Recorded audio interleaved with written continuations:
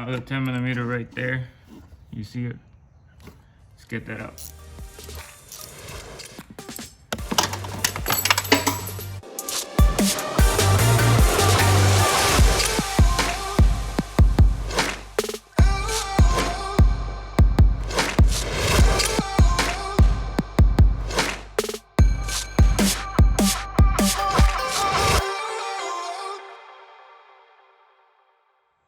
It's gonna be a nice sunrise. What's up, everybody? Welcome back to the channel. Today we're gonna do a sound tube delete. It's gonna be like super quick. Sound tube is made so you get sound into the cabin. So it goes from the intake here, goes all the way to the bottom, all the way to the top, and they're into the firewall right there. And we're gonna take that out, and it's gonna be pretty simple. And I ordered this kit from eBay. I don't remember, just a couple bucks. This is for the firewall. Has the foam and everything kind of goes in there, and then the 10mm goes right here, and then this little cap with the SS that's gonna go right here. So let's get into it. So first, you're gonna want to take the flathead and just kind of like pull this like out and break it out. Comes pretty easy. Look at that. This comes straight out, boom. And then if you look at this, it even has like the spot right there. I don't know if you can see it. With a recess with this little bump right here.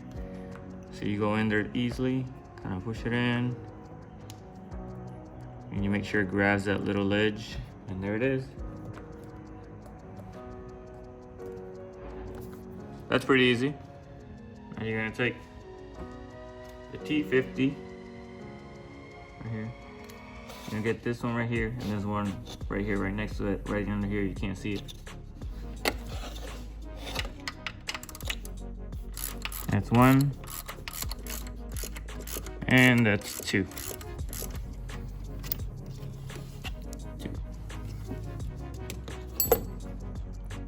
You unclip here. Comes right out, and down here with this. Right out there, bam. Right there, bam. And now the 10mm right there, you see it? Let's get that out. Woo! Without doing that. Of course, it had to be the 10mm that falls in there.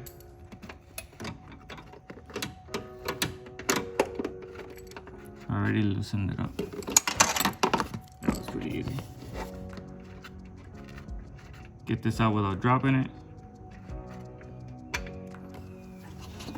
At the top, and then you just kind of up and out. Come straight out. So now you just kind of grab everything, pull it out here, just grab it, and just feed it straight through. And bam, you grab it, you throw it in the trash. Bye-bye. Now you grab the cover, the new one, and just put it in and tie up the 10mm.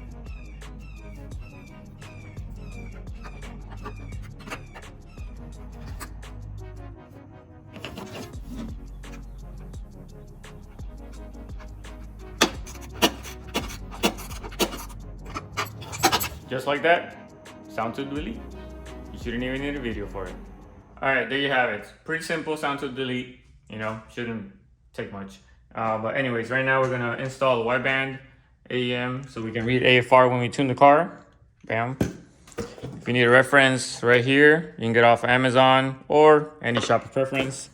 Right now what we're gonna do is we're gonna take the firewall cap off and drill a hole, because we need to run, this cable goes into the sensor that, by the way, we went yesterday to Tyler's shop. So there's two marks. So on this side, so you have stock sensor, the rear one goes here, primary or whatever, the other one is right there.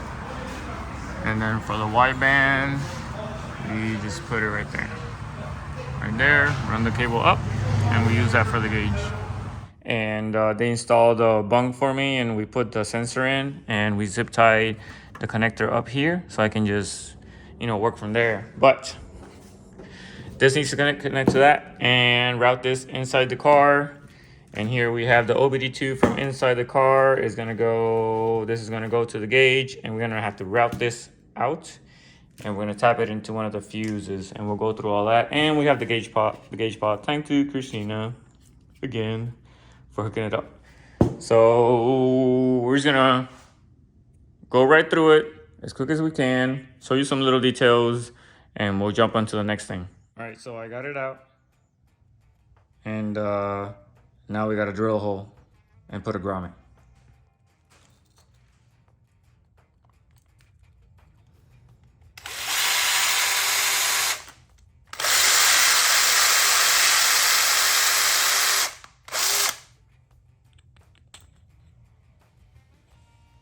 There you go.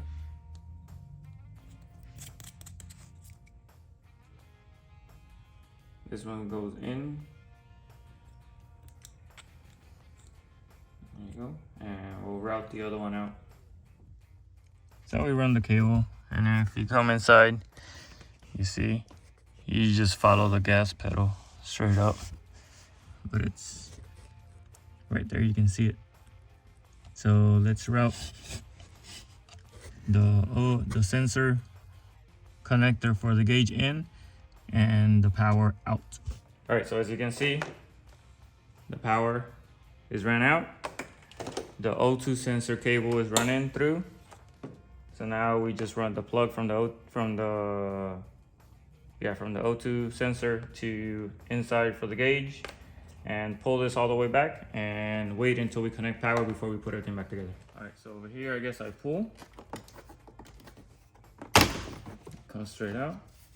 There you go. And then it's supposed to be a little pry out here. Comes straight out too. Bam. Gotta get something super tiny in so you can lift up, and then put something else to finish prying it up.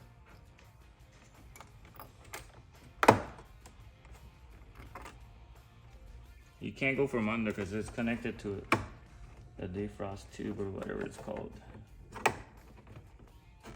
But after you kind of get it out, you just gotta wiggle it out of there.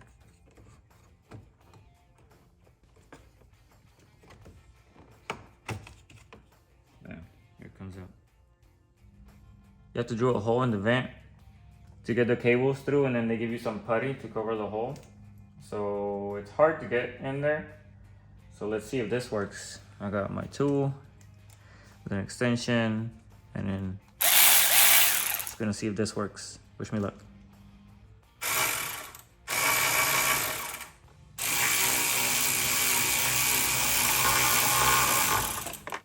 All right, so I got it through. Right there, through the vent.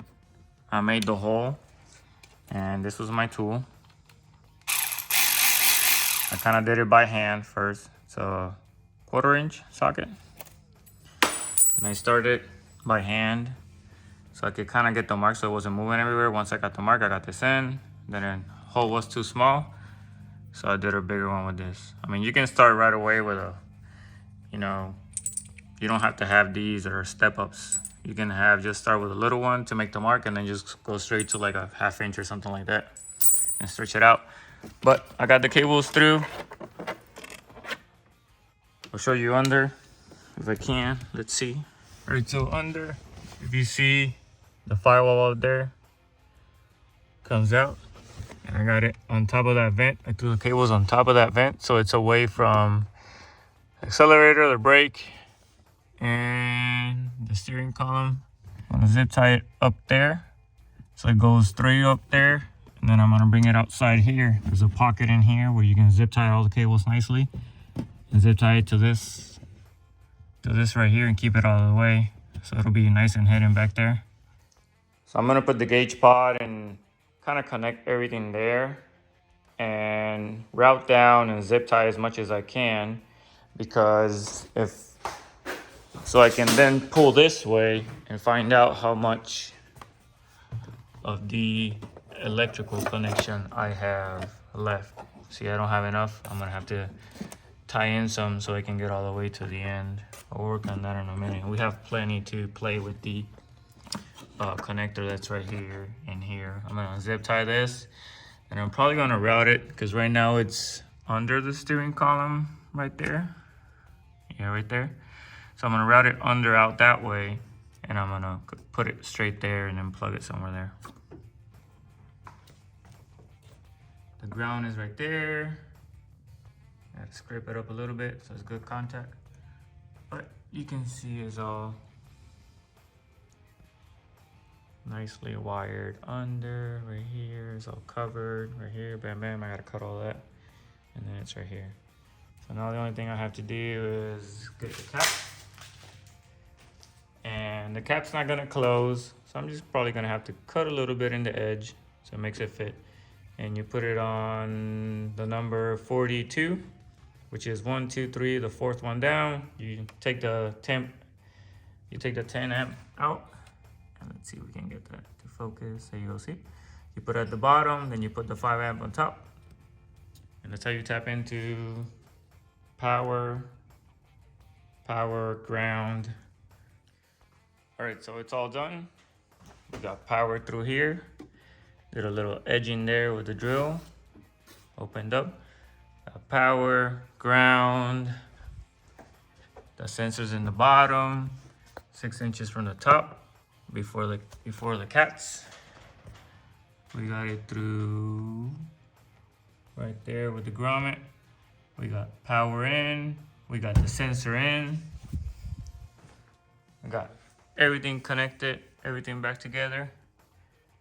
I'm not gonna show you down there. Down there, when you look, you just kind of had everything on top of everything, and into the outboard zip tied all nicely. But it's all in there.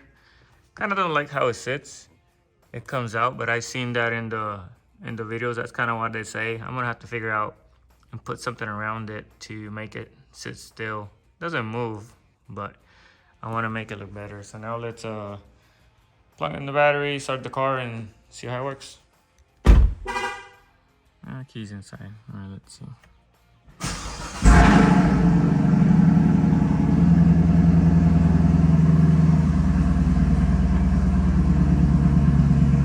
No lights. Open and close window.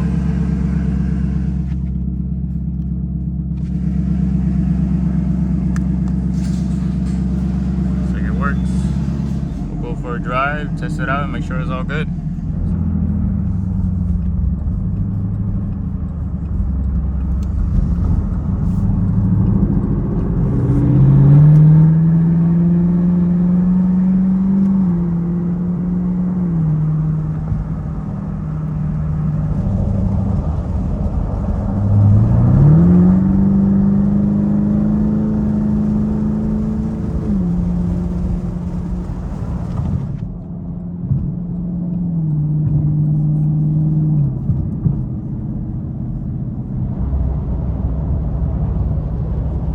So as you can see, it works good.